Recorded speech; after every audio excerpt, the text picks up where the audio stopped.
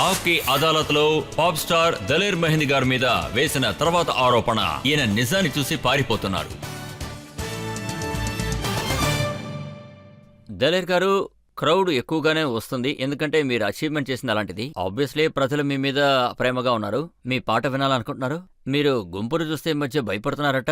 గుంపుని నేను చాలా మందిని చూశానండి. దాంట్లో భయానికి అసలు స్థానం లేదు. నా షోకి లక్షల కొలది 1.5 లక్షల మందిని కూడా చూశాను. వాళ్ళు డాన్సులు చేయడం కూడా చూశాను. కానీ ఒకసారి మీరు ఢిల్లీ పోలీసులకి కంప్లైంట్ చేశారు, నేను క్రౌడ్ లో ఇరుక్కోకుండా వాళ్ళ నుంచి తప్పించుకుని రావాలి అన్నారట. ఇది నిజమేనంటారా? నేను అలా రాసిచ్చిన మాట నిజమే.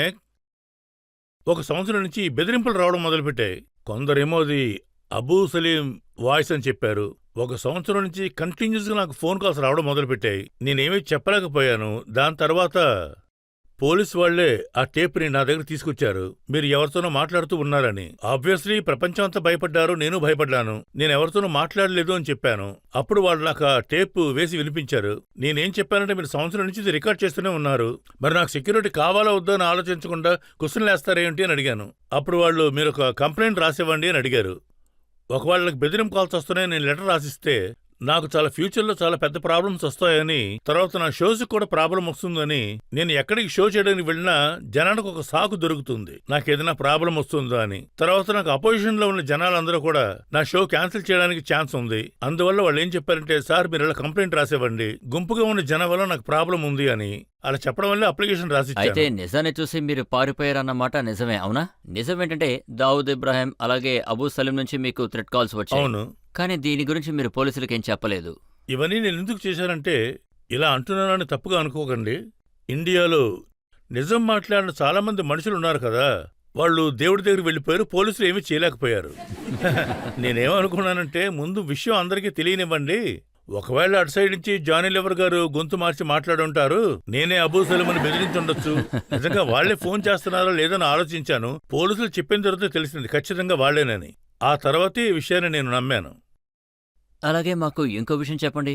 చీకటంటే మీకు చాలా భయమట? అవును, ఎందుకో తెలీదు, చీకటంటే నాకు చాలా భయం. ఎన్నోసార్లు నేను ఆత్మలను చూశాను, అందుకే నాకు చీకటంటే భయం. చీకట్లో ఏదైనా దయ్యాలు భూతాలు వస్తాయని భయపడతారా? భూతాలు ప్రేతాలు అంటే నిజం ఇదే అనుకోండి. ఎవరైనా మనిషి ఉంటే వాళ్ళతో ఎదిరించి గొడవ పడొచ్చు. చీకట్లో పోయి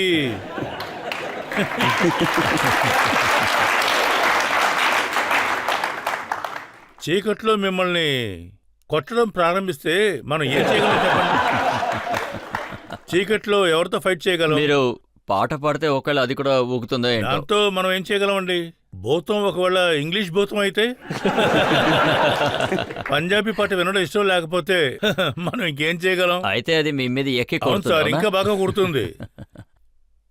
మీ పేరుని సార్ దలేర్ అని పెట్టారు, కానీ ఆ సమయంలో మీ తల్లిదండ్రులకు తెలీదు మీరు భయపడతారని. మీరు చెప్పింది నిజమే. నా పేరు దలేర్ అని పిలవడం మొదలు పెట్టారు.